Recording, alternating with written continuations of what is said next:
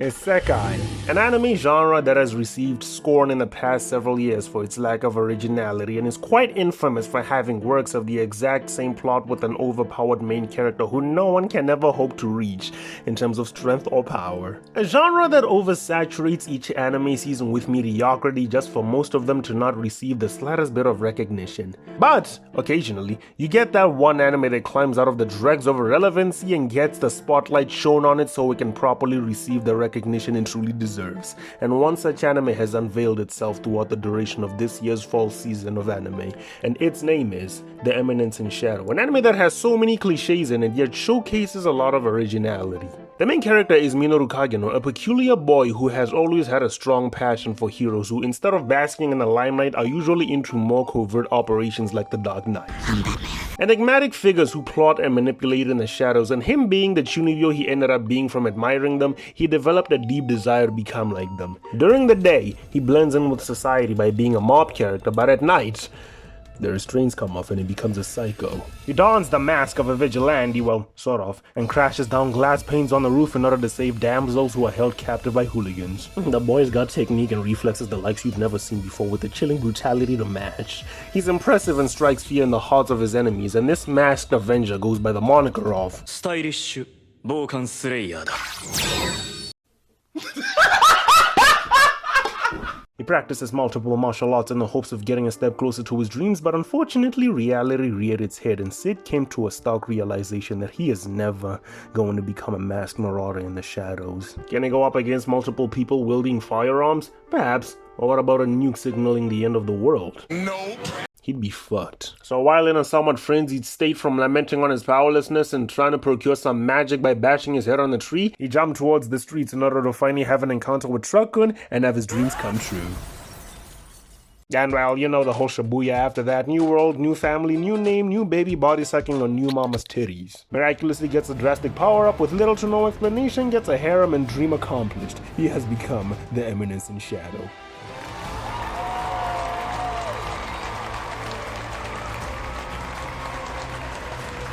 That's why he's the GOAT!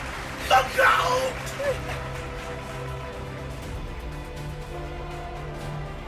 However, this anime has a factor to it that makes it so enjoyable that is unlike most isekai. You know how in all stories there's always some aspect to it that allows the plot to steadily progress, such as the protagonist having some grand objective they want to achieve or some underlying conflict between the MC and some aforementioned character?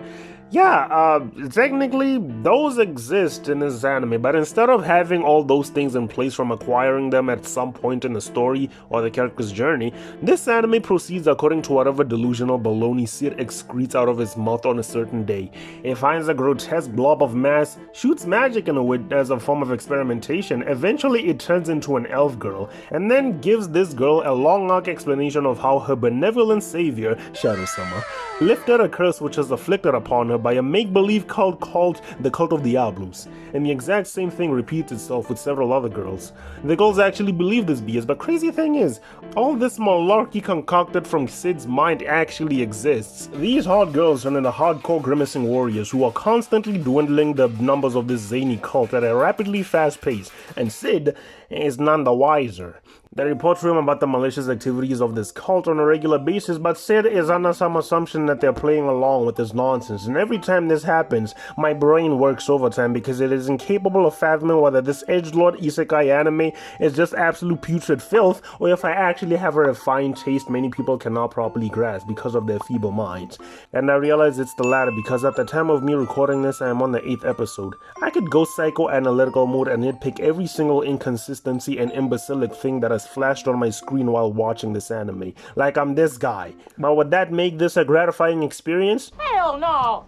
The anime is designed to be this way. You think Cid's naivety and lack of awareness of this cult is the result of an author's sorry excuse for writing? Poppycock! They know it's absurd. The staff working on this anime knows it's absurd. I know it's absurd. Do I care though? No, because it's funny. Is Cid encountering a member of the cult because he got lost and engages in a fight with them while being in a roleplay, might I add, without knowing that this character is from a cult, is entertainment. Him discussing the whereabouts of his sister with one of his subordinates and miraculously getting the location correct from a mere slip of his knife? Brilliance. You constantly ask yourself how in the good name of the Messiah are certain Noxomaniacs going to conclude from Cid's blatant trolling, or how is Cid going to get involved in putting a stop to this cult without him being the wiser? What are we going to unravel, and how is it going to make me laugh? I have no idea, but I look forward to it every single week. Misunderstandings in anime are plenty, and goddamn, some of them can be really insufferable. This anime has misunderstandings, but it's mainly on Cid's part, and it doesn't hamper the enjoyment I'm receiving from it, so I just toned down the critical thinking mode while watching this and indulge myself in this Chunibyo's antics and badassery. And I suggest people just do the same, really. Also, a tangent, if you may. I love Chunibyos. Rika Takanashi, Ando Jurai, Megumin the Psycho Arc Wizard, I think. Their eccentric personalities, their embarrassing behaviors like them blathering on about some non-existent being threatening to overthrow humanity, and how the only thing that can guarantee the safety of the entire human race is by unleashing the power locked within their eye covered by an eye patch. That gibberish right there gets my full undivided attention whenever it's on full display on my screen. So when I saw this kid calling people NPCs, sitting at the corner of the room staring out the window, reading scriptures in an unknown language and telling himself, "More power," I knew this kid was going to be something special in my eyes. And I was not wrong with that assumption. This kid, Cid Kagenou, pulled off easily the most cringe-worthy yet one of the most astonishing and orgasmic thing I've seen this season. This boy unleashed a move that may as well be classified as a finisher on a person not even near his own skill level, but the thing that made it so exceptional and superb is the words he uttered during the attack. The most awe-inspiring technique I have ever had the privilege of laying my eyes on, when this boy uttered the words, "I am atomic." Something within me erupted and it felt magnificent. Never in my life did I think something so cringe would be freaking awesome. The craziest thing about it is that he left a crater that ginormous after that attack. Cid Kagenou is a fantastic character. He's a troll, a chunibyo, a boy who is on the brink of lunacy due to his obsession with being a mob character. Like seriously, him trying to embrace the art of a mob is maniacal. In one episode, the school is being invaded by terrorists. Everyone is shitting their pants, terrified, dying. It's freaking mayhem. Might as well consider it the end of the world for this kids. Cid, however, is smiling like a kid who received a present on Christmas morning, because this is his perfect opportunity. Not to be a hero, no, but to embrace his role as a mob character. Leveling up his mob stats gives him solace, tranquility, no matter what nudge-up crap befitting a psychopath he has to endure. It's without a doubt insanity, but you gotta admit, the kid's commitment is one to admire. But at the same time, he does not know how to act like a mob. I don't know what cheap knockoff book or sketchy website this dude got his training from, but he does not understand the fundamentals of mobbing, and I honestly find it offensive. You did well here as well. You deserve my praise for this one. However, you almost did well here until you lost the plot when you acted like every single shonen protagonist who refuses to give up in the heat of battle. You do not get up after that initial attack, Cid, my boy. You stay down instead of doing whatever the hell these mob techniques you speak of are.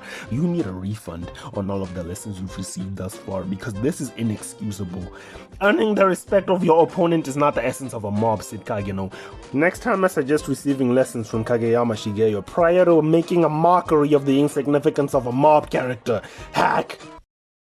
Hello, you reached the end of the video. I'm quite surprised. I'm very astonished, actually. I tip my hat and direct a smile towards you, you kind individual, because of your act of goodwill. It's not the prettiest smile, but it's the thought behind that smile that counts, I think. Do you consider leaving a like and subscribing and maybe comment? It's up to you. Now, if you'll excuse me, I left a light novel on hold to make this video, so I'm going to read that and catch up on the anime I missed while editing this video. Have a blessed day, night, or morning. The shadow is gone.